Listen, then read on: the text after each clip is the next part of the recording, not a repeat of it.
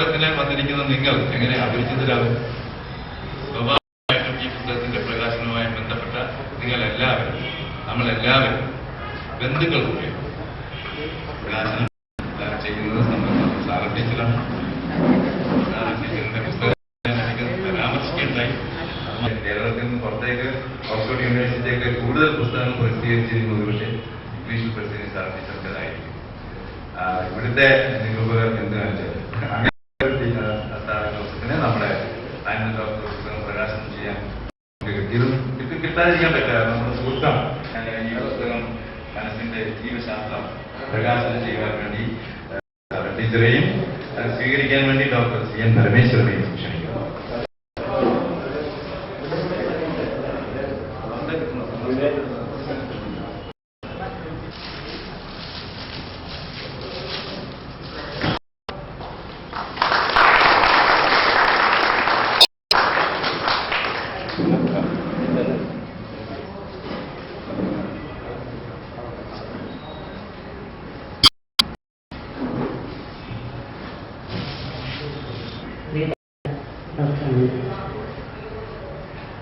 ഈ പുസ്തകത്തിന്റെ പ്രകാശനവുമായി ബന്ധപ്പെട്ട് തയ്യാറാക്കിയ നോട്ടീസിൽ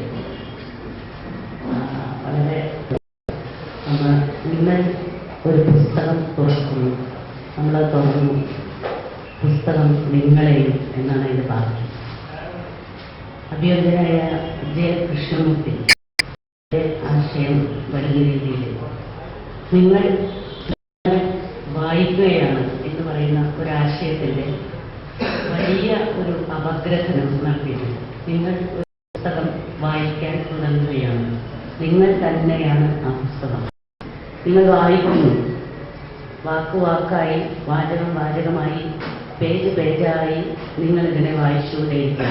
വായനയിലേക്ക്, നമ്മൾ തന്നെ വായനയിലേക്ക്, നമ്മുടെ ആഴങ്ങളിലേക്ക് പതുക്കെ ഒരു പൂ വിരിയുന്നത് പോലെ ലാഘവത്തോടുകൂടി കൊണ്ടുപോകുന്ന ഒരു മാന്ത്രികതയാണ് ആ സ്പീച്ചിലെ നമുക്ക്, ഞാൻ വായിച്ചിട്ടേലും കേട്ടിട്ടില്ല, വായിച്ചെടുക്കാൻ സാധിക്കുക.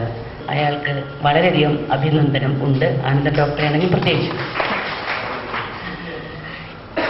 ഞാൻ ഇറോം ശർമിളയുടെ ഓർമ്മയിൽ ആണ് ഈ പുസ്തകത്തിന്റെ പ്രകാശന കർമ്മം നിർവഹിക്കാൻ ആഗ്രഹിക്കുന്നത്. കാരണം മനോധൈര്യം 10 കൊല്ലമായി ജീവിക്കുന്ന അത്ഭുതകരമായ ഒരു പ്രതിഭാസമായിട്ട് ഇറോം ശർമിള നമ്മുടെ മുമ്പിൽ ഇന്ന് വളരെ നിർബന്ധിച്ച് കുഴലിലൂടെ കൊടുക്കുന്ന ആഹാരം അല്ലാതെ അവരെ 10 കൊല്ലമായിട്ട് നിരാഹാരം ആണ്.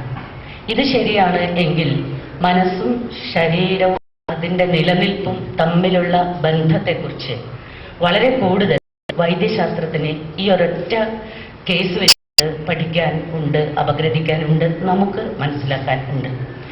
ഷർമിലയ്ക്ക് എൻ്റെ സല്യൂട്ട്. ഗ്രാമത്തിൻ്റെ വെളിച്ചമാണ് എന്ന് പറയാം.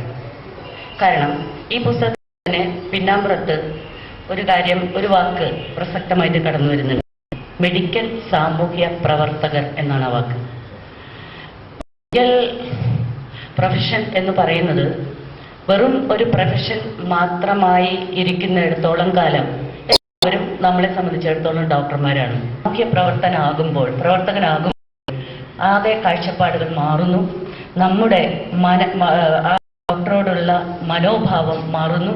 നമുക്ക് എപ്പോഴും ആശ്രയിക്കാവുന്ന സമൂഹത്തിന്റെ പ്രശ്നങ്ങളെ കൂടി ചികിത്സിക്കുന്ന, ശരീരത്തെ മാത്രമല്ല, മനസ്സിനെ മാത്രമല്ല, സമൂഹത്തിന്റെ പ്രശ്നങ്ങളെ കൂടി ചികിത്സിക്കാൻ കഴിയുന്ന ഒരു ചികിത്സകൻ എന്ന രീതിയിൽ ഡോക്ടർ എന്ന പദം നിശ്ചയമായിട്ടും മെഡിക്കൽ സാമൂഹ്യ പ്രവർത്തകൻ എന്ന രീതിയിലേക്ക് വളരുകയും വികസിക്കുകയും ചെയ്ത് ഒരു സമൂഹത്തിന്റെ ഒരു അവിഭാജ്യ ഘടകമായിട്ട് മാറുന്നു.